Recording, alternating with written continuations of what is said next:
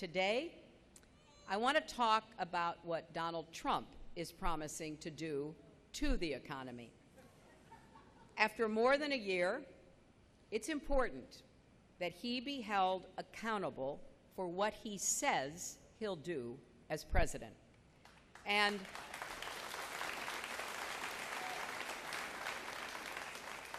we need to clear the way for a real conversation about how to improve the lives of working people. A few weeks ago, I said his foreign policy proposals and reckless statements represent a danger to our national security. But you might think that because he has spent his life as a businessman, he'd be better prepared to handle the economy. Well, it turns out he's dangerous there, too. Just like he shouldn't have his finger on the button, he shouldn't have his hands on our economy.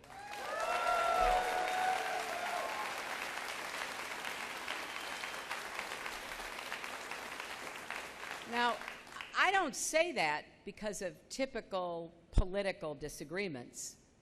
Liberals and conservatives say Trump's ideas would be disastrous. The Chamber of Commerce and labor unions, Mitt Romney and Elizabeth Warren, economists on the right and the left and the center all agree Trump would throw us back into recession. One of John McCain's former economic advisors actually calculated what would happen to our country if Trump gets his way. He described the results of a Trump recession.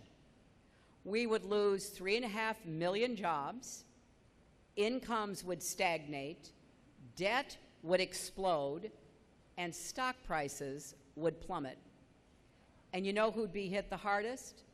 The people who had the hardest time getting back on their feet after the 2008 crisis. One of the leading firms that analyzes the top threats to the global economy, called the Economist Intelligence Unit, comes out with a new list of threats every month. It includes things like terrorism and the disintegration of Europe. And this month, number 3 on the list is Donald Trump becoming President of the United States. Just think about that. Every day we see how reckless and careless Trump is. He's proud of it. Well, that's his choice. Except when he's asking to be our president. Then it's our choice.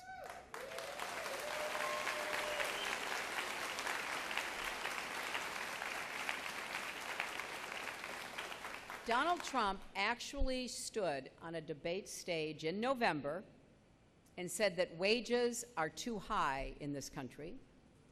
He should tell that to the mothers and fathers working 2 jobs to raise their kids. He said, and I quote, "Having a low minimum wage is not a bad thing for this country, at a time when millions working full-time are still living in poverty."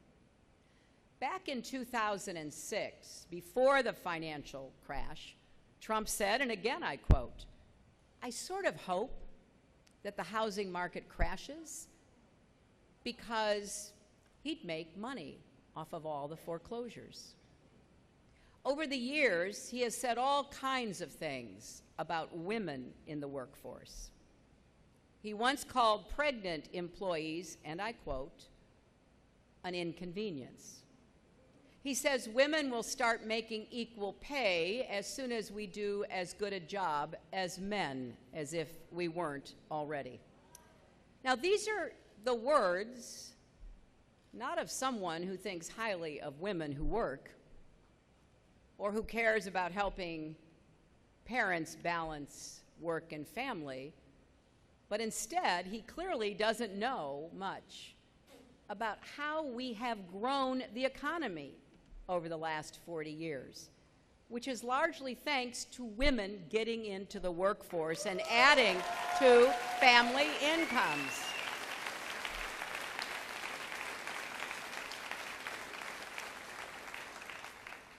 And he wants to end Obamacare, but has no credible plan to replace it or to help keep costs down.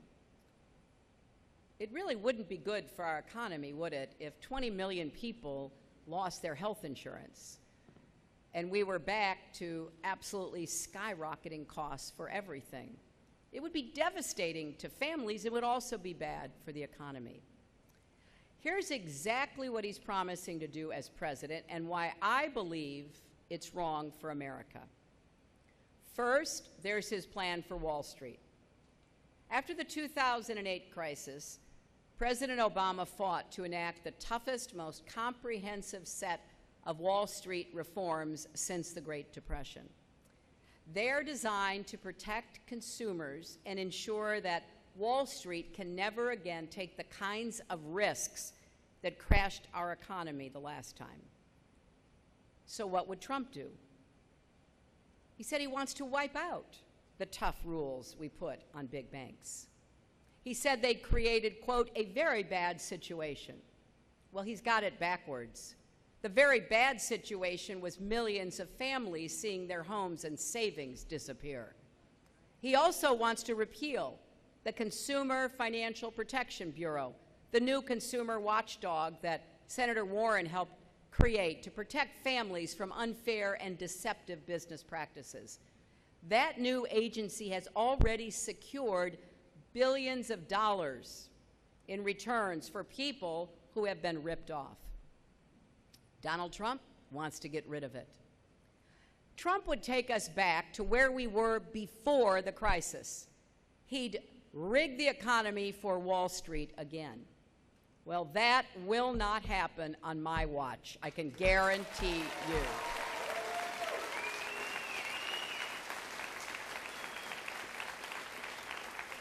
I would veto any effort to weaken those reforms. I will defend and strengthen them both for the big banks and the shadow banking system. And I will vigorously enforce the law because we can't ever let Wall Street wreck Main Street again. Now, second, there's Donald Trump's approach to our national debt. Now, I have a plan to pay for all my proposals because I take America's long-term financial health seriously. Donald Trump has a different approach. He calls himself the king of debt. And his tax plan sure lives up to that name. According to the Independent Tax Policy Center, it would increase the national debt by more than $30 trillion over 20 years. That's trillion with a T. It's much, much more than any nominee of either party has ever proposed. And economists describe it with words like, not even in the universe of the realistic. And how would he pay for all this debt?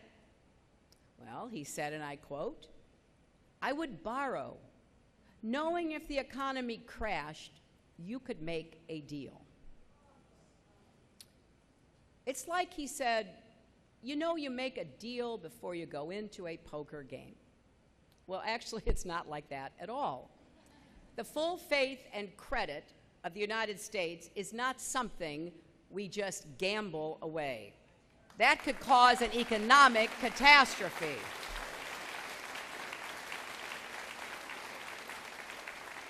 And it would break 225 years of ironclad trust that the American economy has with Americans and with the rest of the world. Alexander Hamilton would be rolling in his grave. You see, we pay our debts. That's why investors come here even when everything else in the world goes wrong. You don't have to take it from me. Ronald Reagan said it. He said, we have a well-earned reputation for reliability and credibility, two things that set us apart from much of the world. Now, maybe Donald feels differently because he made a fortune filing bankruptcies and stiffing his creditors. I'll get to his business practices in a minute.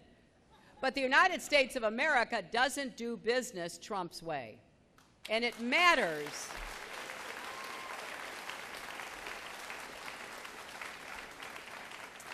It matters when a presidential candidate talks like this, because the world hangs on every word our president says. The markets rise and fall on those statements. Even suggesting that the United States would default would cause a global panic. Trump also says we can just print more money to pay our debt down. Well, we know what happened to countries that tried that in the past, like Germany in the 20s or Zimbabwe in the 90s. It drove inflation through the roof and crippled their economies. The American dollar is the safest currency on the planet. Why would he want to mess with that? And so we have to stand up for our history. Democrats and Republicans have always understood this. We can't let these loose, careless remarks get any credence in our electorate or around the world. And finally, the Trump campaign said that if worst came to worst, we could just sell off America's assets. Really? Even if we sold all of our aircraft carriers and the Statue of Liberty. Even if we let some billionaire turn Yosemite into a private country club, we still wouldn't even get close. That's how much debt he'd run up. Maybe this is what he means when he says, "I love playing with debt." Someone should tell him our nation's economy isn't a game. The full faith and credit of the United States is sacred. We know what sound fiscal policy looks like, and it sure isn't running up massive debts to pay for giveaways to the rich.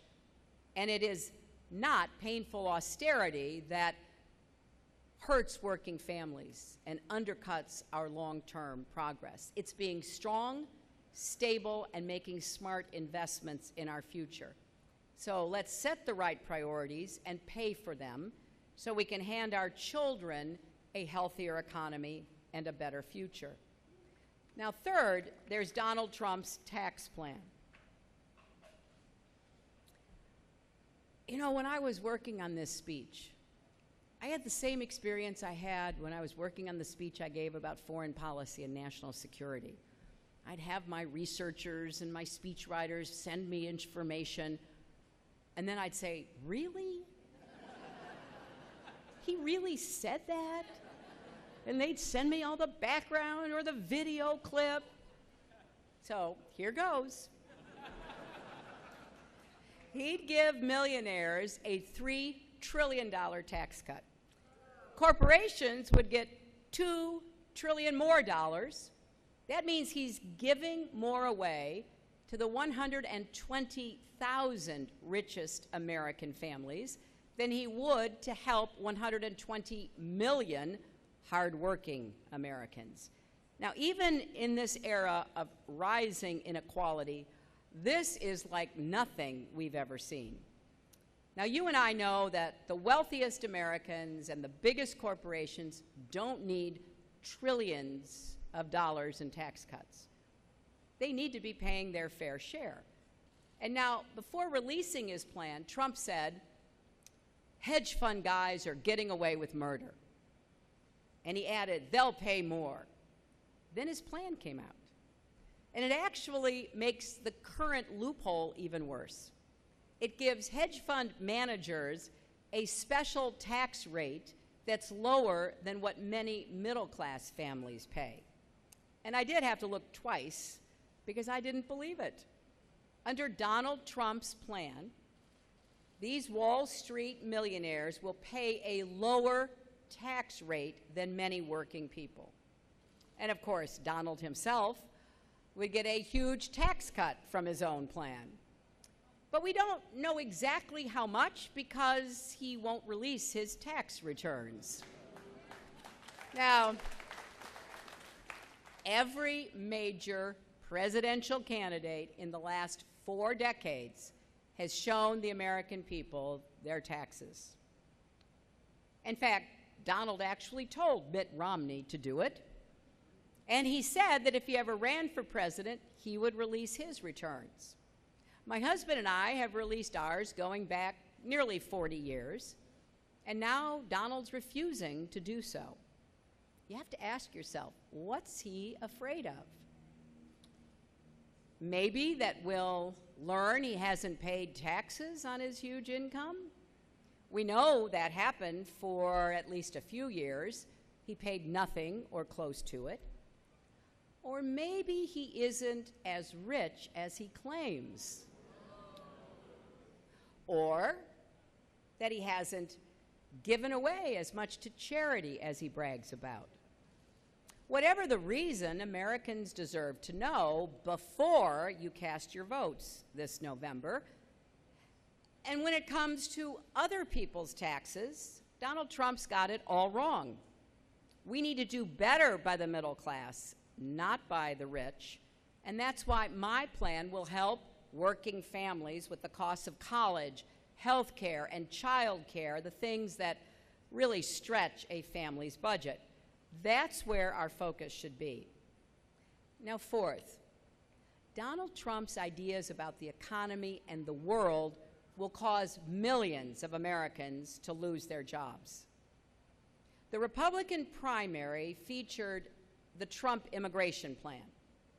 Round up and deport more than 11 million people, almost all of whom are employed or are children going to school, then build a wall across our border and force Mexico to pay for it. Now, this policy is not only wrong-headed and unachievable, it is really bad economics. Kicking out 11 million immigrants would cost hundreds of billions of dollars, and it would shrink our economy significantly. Some economists actually argue that just this policy alone would send us into a Trump recession. So instead of causing large-scale misery and shrinking our economy, we should pass sensible immigration reform with a path to citizenship. Because the youth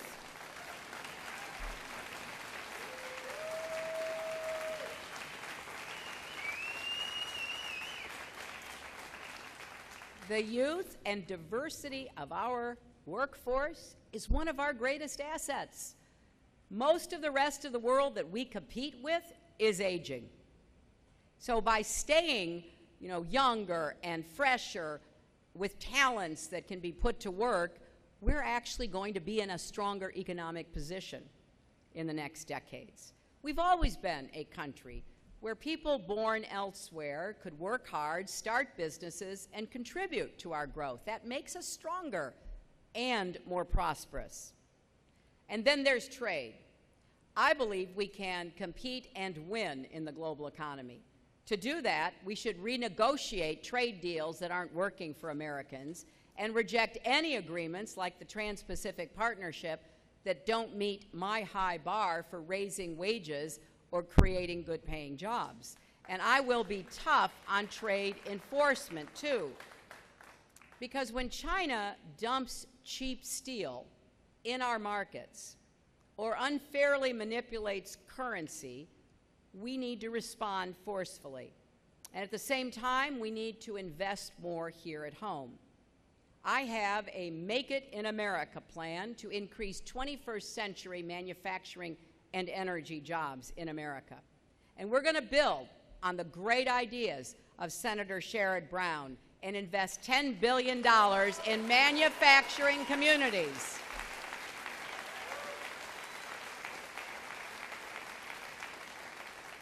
I agree with Sherrod that with the right investments and a level playing field, American workers will out-hustle and out-innovate anyone in the world.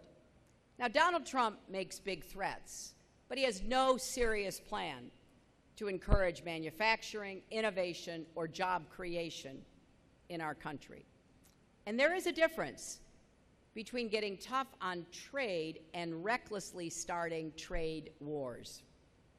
The last time we opted for Trump style isolationism, it made the Great Depression longer and more painful.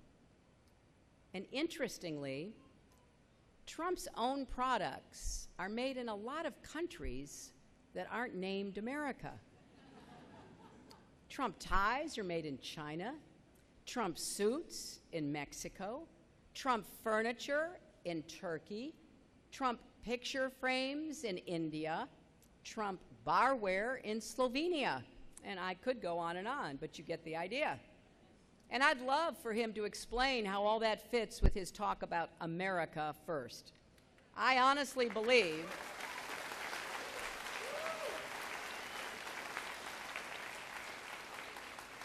that the difference between us is not just about policy. We have fundamentally different views of whether America is strong or weak. You see, I believe in the ingenuity and productivity of American workers. I know we can sell our products to the 95% of global consumers who live outside of our country. On the other hand, Donald Trump never misses a chance to say that Americans, he's talking about us, to say that Americans are losers and the rest of the world is laughing at us. Just the other day, he told a crowd that America is, quote, not going to survive. I do not know what he is talking about. I went to 112 countries as your Secretary of State, and what I saw is envy for our strength, our values, our diversity, the future we are making together.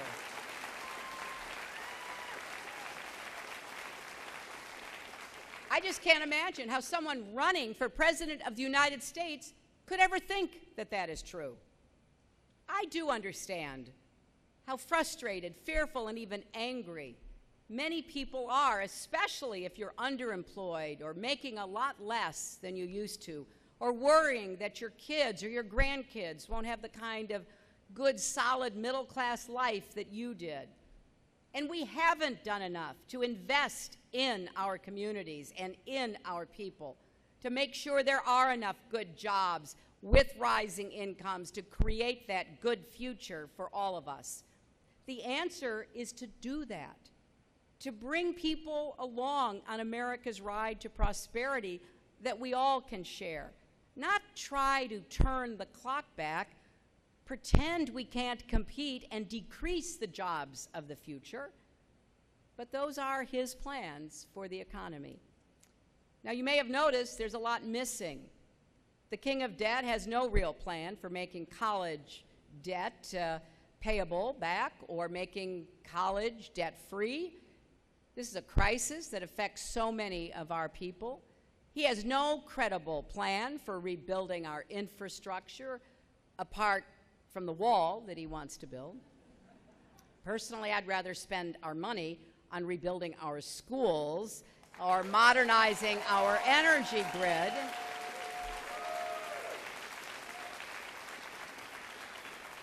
He has no ideas how to strengthen Medicare or expand Social Security. In fact, his tax plan would endanger both.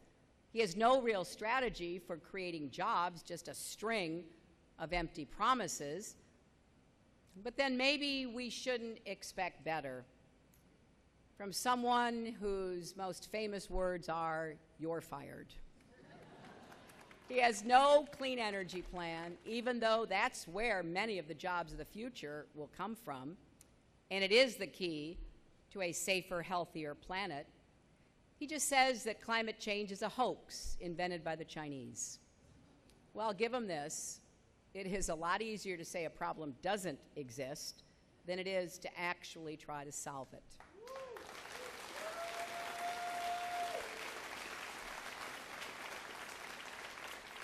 And of course, he has no plan for helping urban and rural communities facing entrenched poverty and neglect. Every single one of these issues matter. They affect whether young people can go to college, whether single moms can support their kids, whether grandparents can have a dignified retirement. What could be more important? In the heat of a campaign, In a culture that rewards brevity and clever phrases on social media, it is tempting to give simple answers to complex problems. Believe me, I have been tempted. But I'm not going to do that because it really matters that you know what I believe we can and should do, so you can hold me accountable in the election and then in the White House.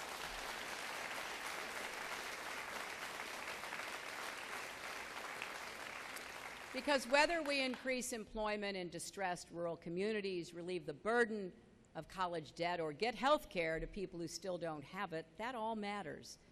And to me, that's the purpose of politics, to empower people in a democracy to have better lives, to make better choices, to seize opportunities, to give themselves and their families that pathway to the future. And one more thing. I think Donald Trump has said he's qualified to be president because of his business record. A few days ago, he said, and I quote, "I'm going to do for the country what I did for my business." So let's take a look at what he did for his business. He's written a lot of books about business. They all seem to end at chapter 11.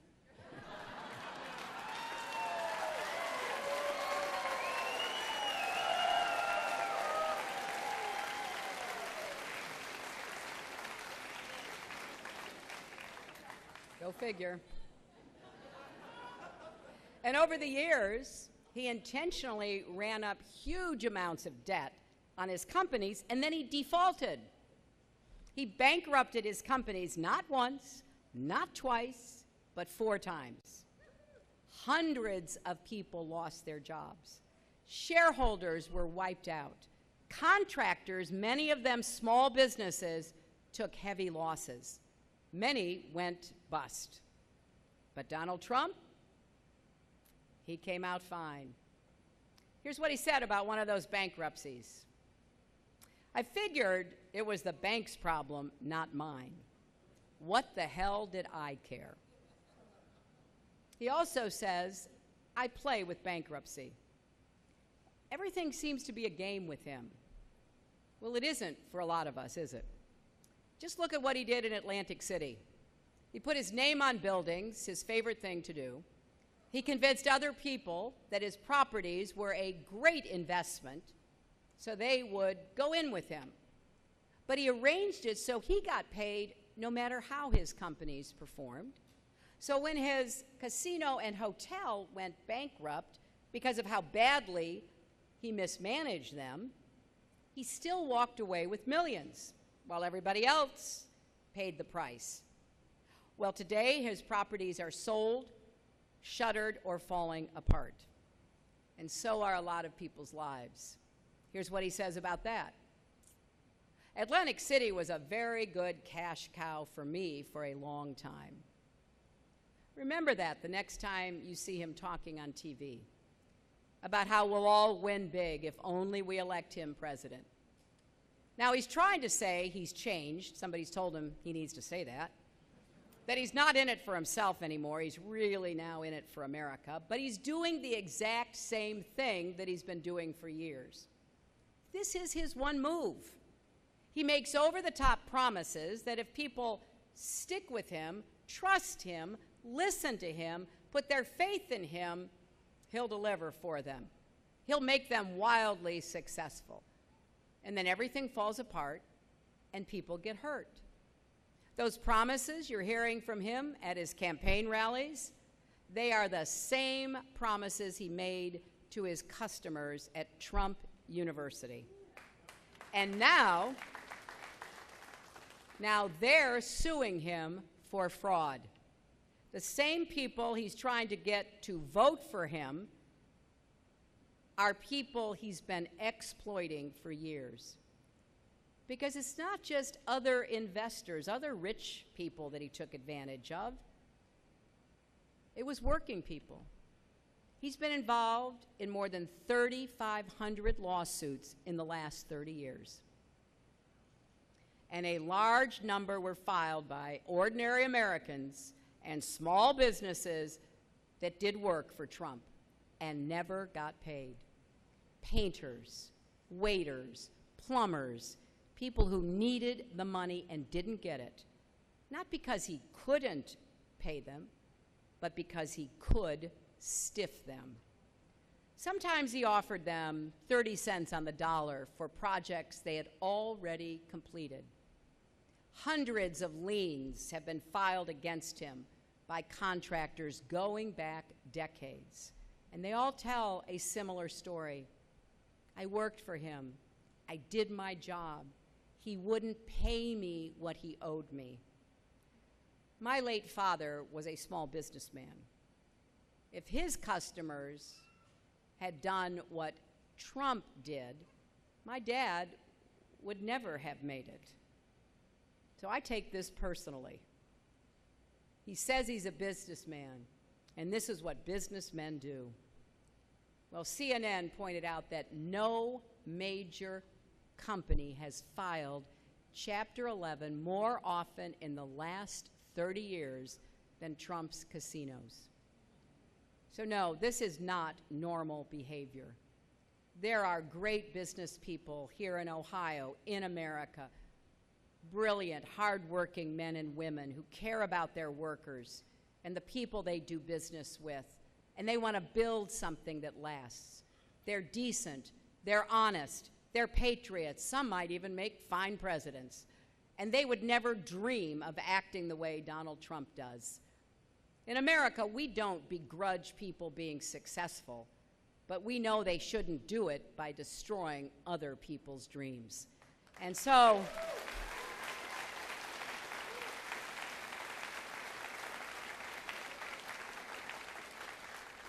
if I were not running against him for president, I would be saying exactly the same thing.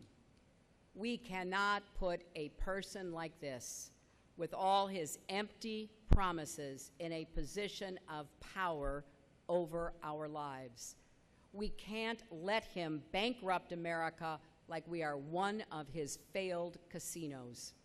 We can't let him roll the dice with our children's futures. Leading an economy as large and complex as ours, creating growth that is strong, fair, and lasting is about as hard a job as there is.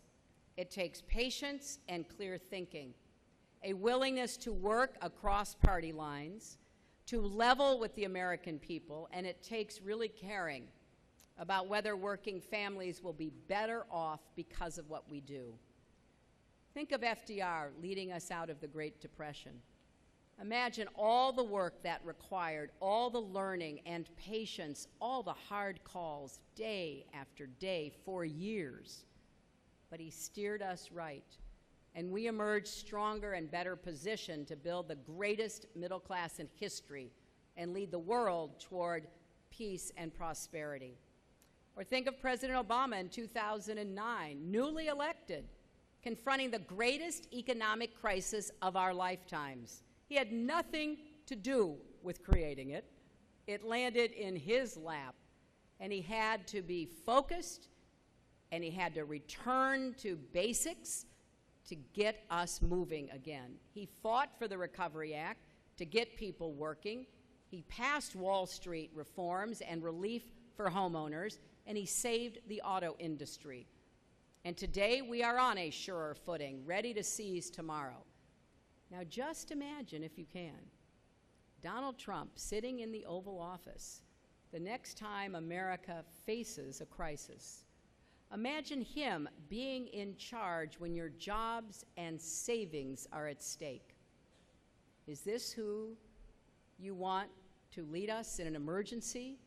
Someone thin-skinned and quick to anger, who'd likely be on Twitter attacking reporters or bringing the whole regulatory system down on his critics when he should be focused on fixing what's wrong? Would he even know what to do? Now, I have a lot of faith that the American people will make the right decision. Making Donald Trump our president would undo much of the progress we've made and put our economy at risk. And beyond that, this election will say something about who we are as a people. Donald Trump believes in the worst of us. He thinks we're fearful, not confident, that we favor division, not unity, walls, not bridges, and yesterday, not tomorrow. He thinks the only way forward is to go back to a past prosperity that left a lot of people out.